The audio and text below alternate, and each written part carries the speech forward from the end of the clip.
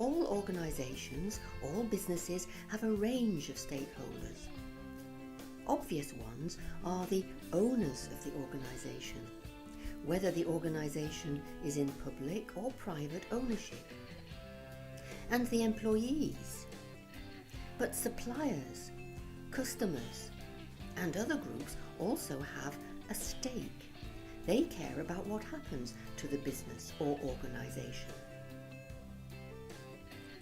For some organisations, there may be other super stakeholders operating at a higher level, perhaps acting for a complete set of organisations or an entire industrial or commercial sector. Stakeholders are individuals, groups or organisations who have a degree of ownership and or have a degree of responsibility or accountability for the activities of an organisation, or individuals who might be affected by the organisation's activity or a specific project or development. This could include employees, shareholders, customers, suppliers, and local residents. Or it might be people who have some influence on the success or failure of a specific project or development. This could be national, regional, or local government, funding agencies, banks, trades unions, NGOs, the media, etc. If we're looking at creating a strategic plan for an organisation, we need to understand who the stakeholders are. So it is sensible to undertake a stakeholder analysis.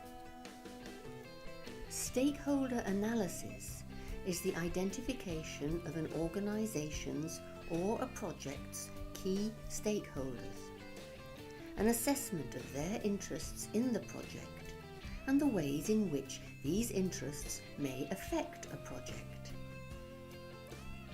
We do this to identify which individuals, groups and organisations might need to be involved through formal partnerships or agreements, and what roles they should play at which stage.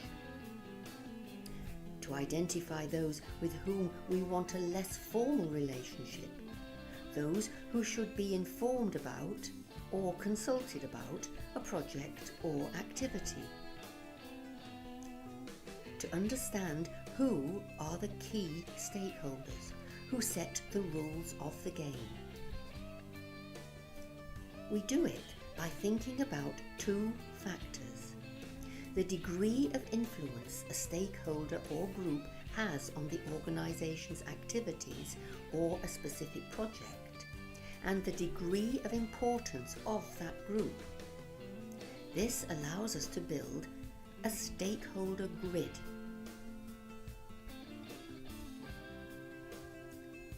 Stakeholders who have a low degree of influence and low importance are those who do not stand to gain or lose significantly, and whose actions cannot affect the organisation's or project's chances of success. These are not key stakeholders.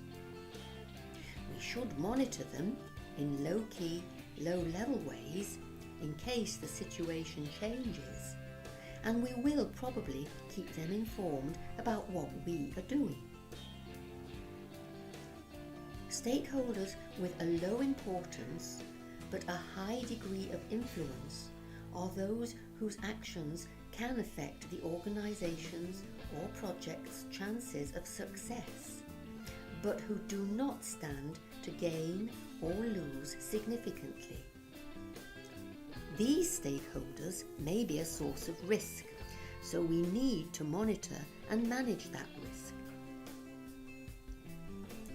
Stakeholders with a high importance but a low degree of influence are those whose actions cannot affect the organisation's or project's chances of success, but who do stand to gain or lose significantly. We need to ensure that the interests of these stakeholders are represented in any partnership or coalition, even though their influence or impact is low. That leaves stakeholders with a high degree of both influence and importance. They stand to gain or lose significantly, and their actions can affect the organisation's or project's chances of success. We need to ensure that the interests of these stakeholders are represented in any partnership or coalitions. The overall success of the business or the project will almost certainly require us to maintain good relationships with these stakeholders.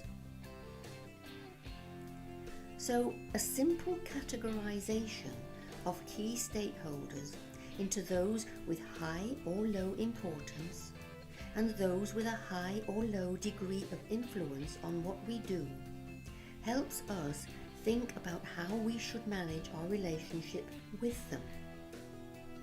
The really important point is that our relationship with them must be managed.